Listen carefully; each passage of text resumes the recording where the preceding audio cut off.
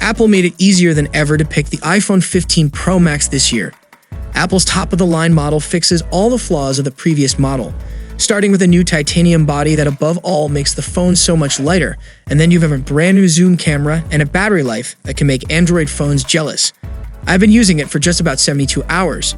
That's obviously not enough time for a full review, but during that limited amount of time, I've already learned some really important things about Apple's latest entry in the Pro Max family. It's very familiar in a lot of ways, but there are 3 specific changes that could make it a more worthwhile upgrade than expected. Apple made a big deal about titanium when it announced the iPhone 15 Pro series, and rightfully so. Apple's been using a stainless steel frame for its Pro iPhones since the iPhone 11 Pro, and even before then with the iPhone X, but for the 15 Pro and Pro Max, that stainless steel frame has been replaced with a brushed titanium one. It means this year's Pro iPhones are lighter than ever, and Apple doubled down on the material by slightly curving the edges of the titanium frame around the front and back glass. The end result is the most comfortable Pro Max iPhone ever held. The 14 Pro Max was, and continues to be, an outstanding smartphone. But it's also ridiculously heavy and uncomfortable to use, weighing 240 grams. The iPhone 15 Pro Max now weighs just 221 grams and makes a huge difference. The minute I took the 15 Pro Max out of the box for the first time, the reduced weight was immediately noticeable. Combine that with the more rounded, softer corners compared to the annoyingly sharp ones we've had since the iPhone 12 Pro, I can confidently say it's the most pleasant iPhone I held in years. Last year's the 14 Pro Max never felt comfortable to me. I make myself get used to it, but it's never been a design I've been 100% happy with. The 15 Pro Max feels like the polar opposite within seconds of picking it up. It's lighter, softer, and actually feels like it was designed to be held by human hands. Even this early on, I think it's safe to say that Apple killed it here. Now, I'm not going to give you a highly analytical evaluation of the 15 Pro Max camera after just over a few days of using it. What I will say though is that I've been quite happy with the first few photos I've taken with the phone. I've primarily been testing the main camera so far and it's produced some really excellent photos. These pictures are relatively simple shot, but the 15 Pro Max nailed practically everything. There's noticeably more detail in his fur compared to similar shots I've taken with my 14 Pro Max over the past year, and the colors look fantastic across the board. Even more impressive though is that I didn't take this photo in portrait mode, but I was able to turn it into a portrait photo after I snapped it. This is a new feature across all iPhone 15 models this year, and it's pretty amazing to see in action. If you take a regular picture of a person or pet, your iPhone 15 automatically collects a heap of depth data in the background. You can then find that photo, tap the edit button, and then select portrait to retroactively turn it into a portrait mode photo. You can adjust the intensity of the blur to be subtle or intense, and you can even change the focus point of the image to apply a portrait effect to a different subject in the shot. It all worked incredibly smoothly each time I've tried it, and as someone who often forgets about portrait mode on my iPhone, it's likely to be a huge convenience. Now, early impressions of the new 5x telephoto camera are also good. Here the photos show the difference in perspective when shooting the same scene with the camera app's 1x, 2x, and 5x modes. The 5x option gets you quite a bit closer to your subject compared to the 3x maximum on the 14 Pro Max, and although it doesn't come close to the 10x optical zoom on the Samsung Galaxy S23 Ultra, it's still a big step forward. I need more time to completely judge the quality of the 5x telephoto lens, but I do like what I'm seeing so far. The 5x images appear to still retain a good amount of detail, and the added versatility of going from 3x to 5x is already proving to be really welcome. I always felt like I missed out on good photo opportunities with the iPhone 14 Pro's 3x optical zoom, and I have an inclination that feeling will be a lot less frequent this year. Something else I'll be keeping an eye out for over the next few days is how Apple's Smart HDR5 holds up. I sometimes found my 14 Pro Max would struggle with overcast skies and intense sunsets, and I'm curious to see if those things have improved this year. Based on my first few photos, at least, things are looking promising. Before moving forward, let's talk about our today's sponsor. As we all were waiting for the latest iPhone 15 lineup, and it's finally here. Most of us might be thinking to upgrade our devices with a new one, but somehow you might be thinking of taking a compiled backup of your iPhone's data.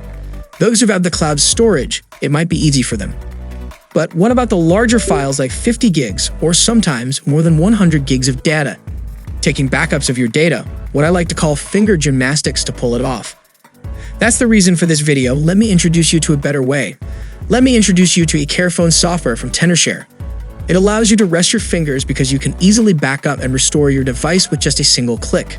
So let me show you how it's done. Simply download the software from their official site or through the link in the description, and now just open the software. The user interface is super clean and minimal. Here, you just need to connect your iPhone via Lightning to your PC, and it'll show your device within the software. Just tap on the Backup and Restore tab and click here, which says Backup Now, and it's done. It's super easy, and now your data has been backed up successfully. Now it's up to you how much data you want to restore to your new iPhone.